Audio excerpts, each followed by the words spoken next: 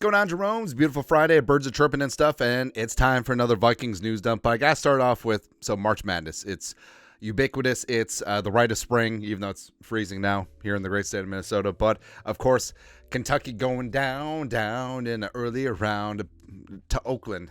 And not going to lie, I don't know what it is. I don't have anything specifically against the players from Kentucky. I just like seeing Kentucky lose. I just like seeing John Calipari lose. And the fact that they lost to this guy, this freaking dude. So this gentleman is my age. This gentleman is like the... All right, so when in the movie Logan, when Hugh Jackman was playing Wolverine for the last time, this is the guy that stood in when they did the CGI. Did the little things on there? No, this guy went to the Warp Tour, the original one. You know, not the nostalgia one that charges $500 a ticket. Like he's OG. Like he listened to Limp Bizkit's Significant Other on repeat.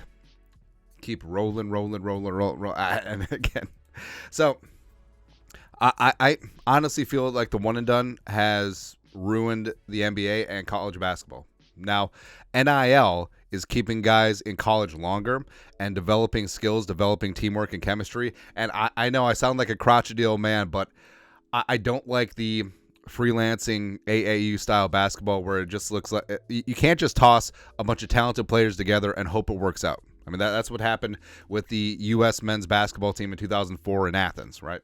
And having a coach, being able to instill discipline and being able to instill a system, guys learning to play team basketball at the college level, at the high level college level.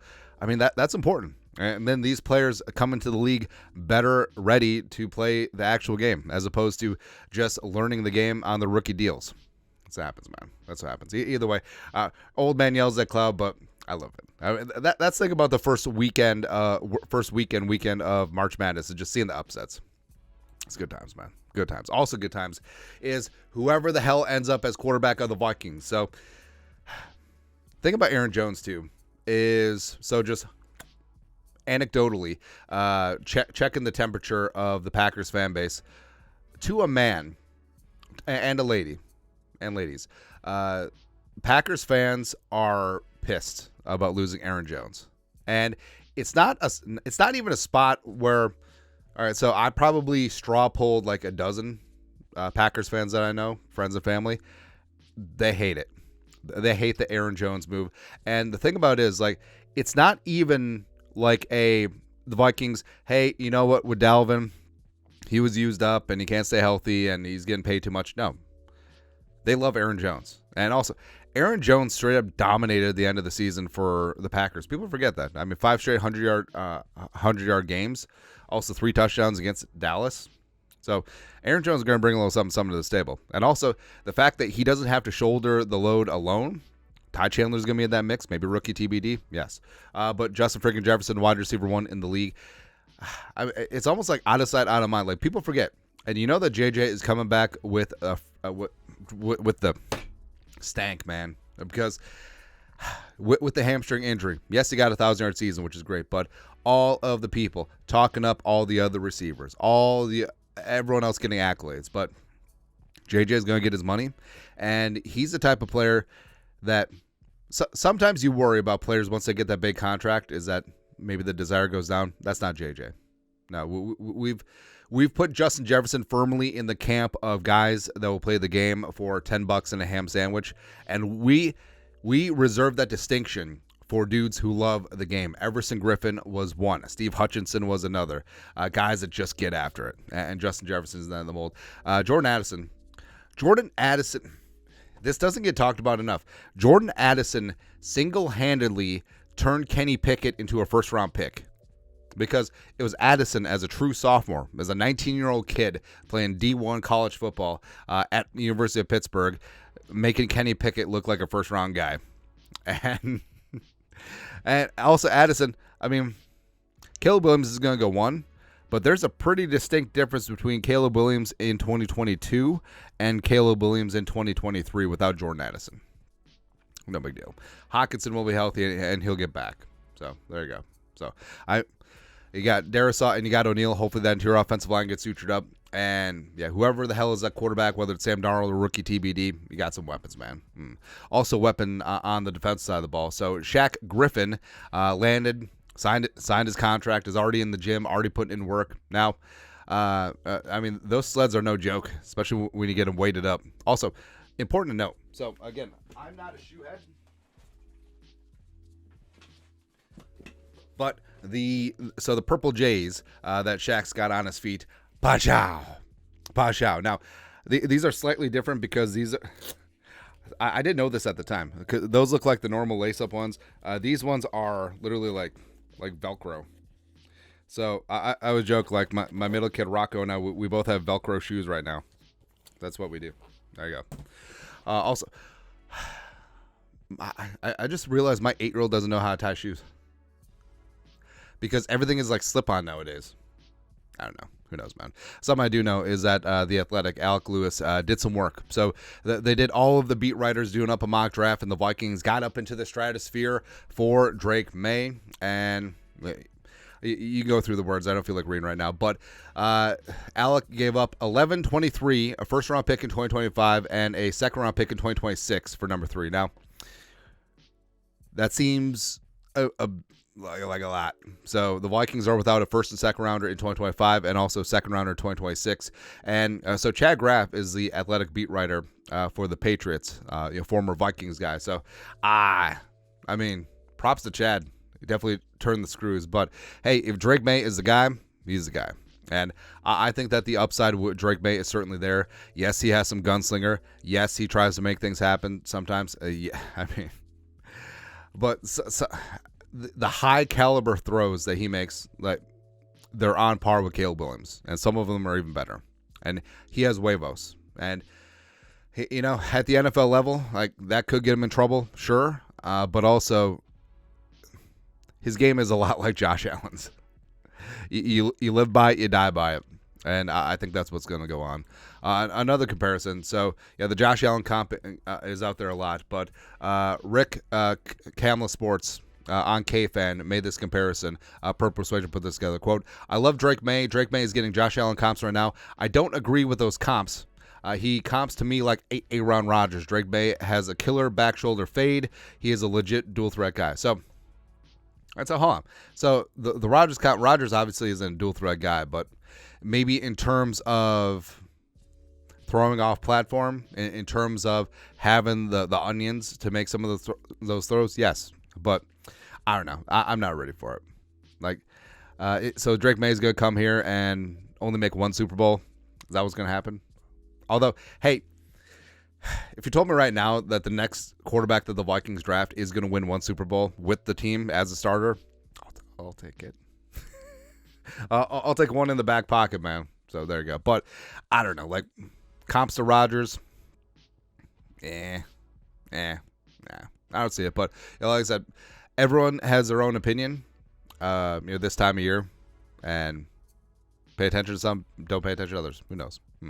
Something I do pay attention to is if the Vikings do stick and pick, maybe they go defense.